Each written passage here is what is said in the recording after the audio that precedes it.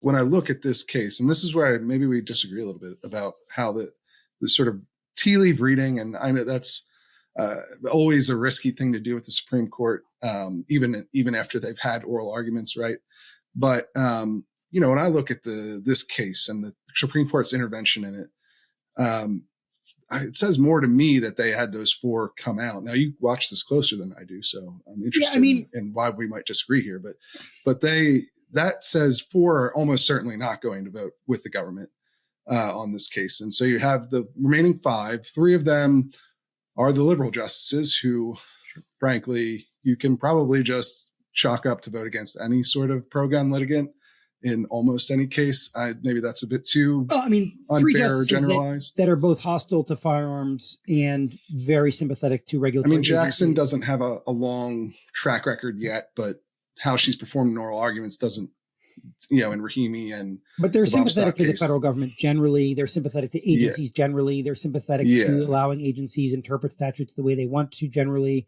It seems like it comes down to me to those Roberts and Barrett. Yeah. And Roberts and Barrett, to this point, they both were on the majority in Bruin, right?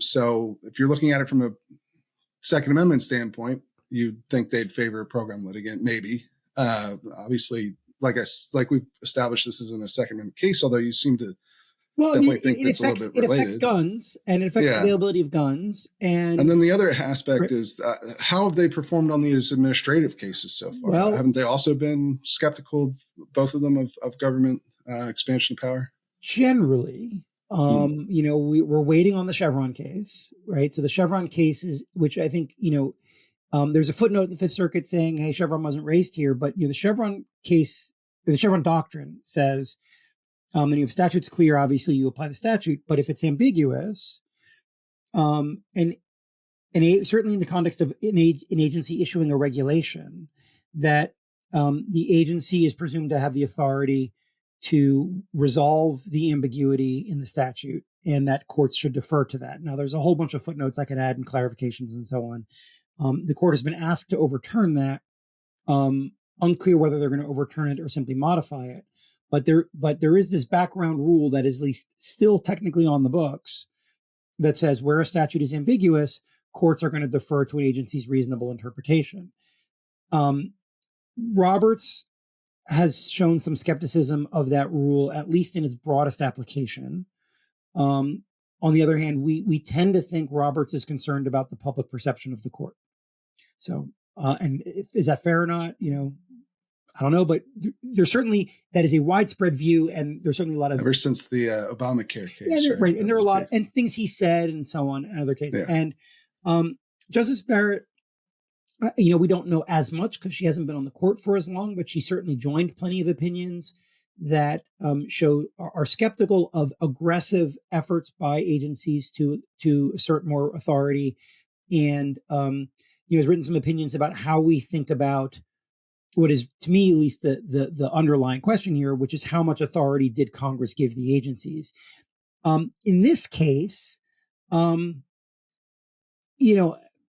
think there are parts of this case that are close, and I think it actually combines two issues that I can at least make the argument cut in different directions.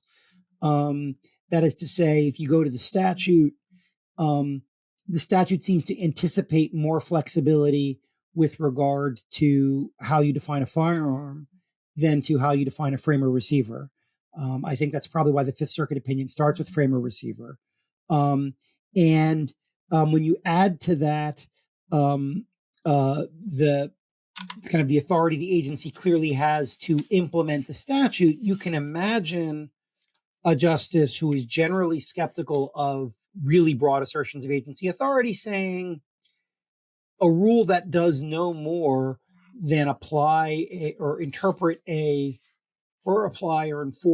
a broad statutory provision with what we might characterize as an anti-circumvention rule is different from the agency simply just roping in things that it had never roped in before. That is to say, I could see a justice who is skeptical of the government's position in the bump stock case, at least with regard to the firearm definition, thinking the ATF is okay here.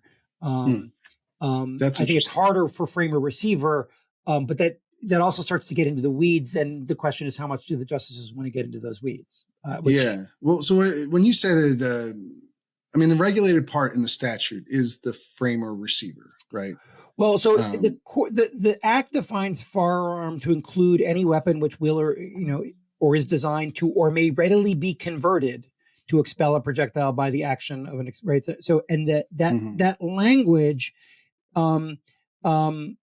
So I think that language means that insofar as the regulation applied that definition to weapons part kits that is designed or may readily be completed, assembled, restored, or otherwise converted to expel a projectile by the action of an explosive.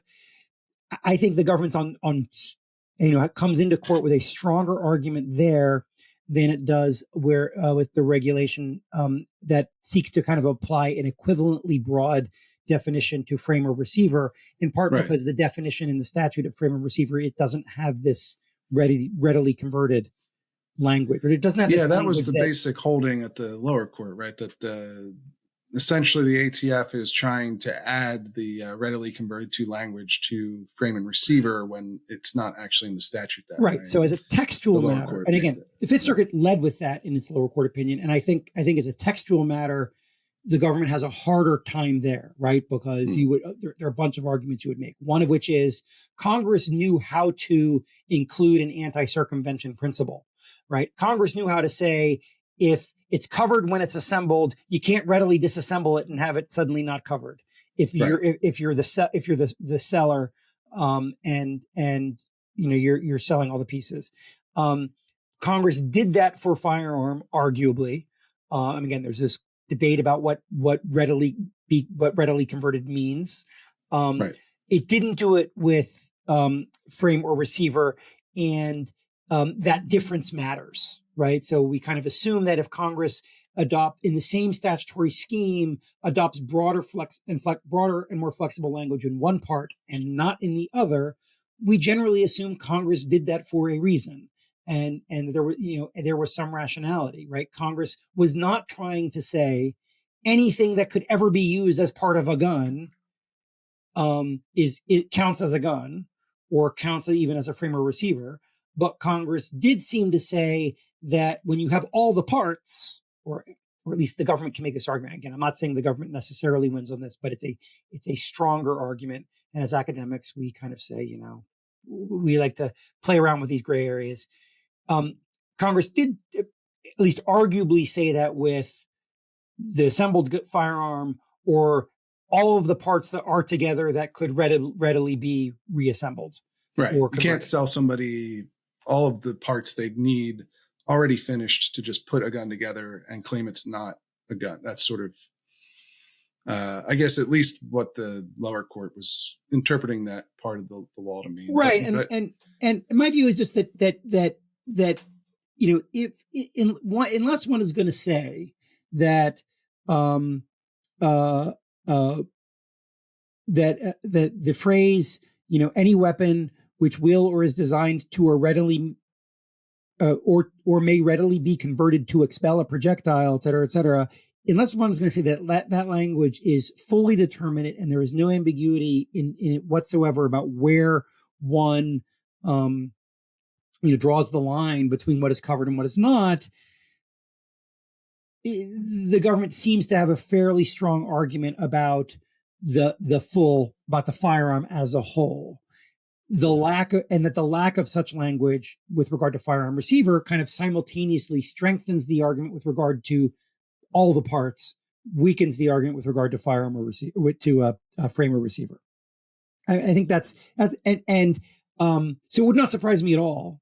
Again, not having read merits briefs because they haven't been filed, not having heard oral argument, it wouldn't, just from what we know now, it wouldn't surprise me if one or two justices think that the two parts don't necessarily rise and fall together.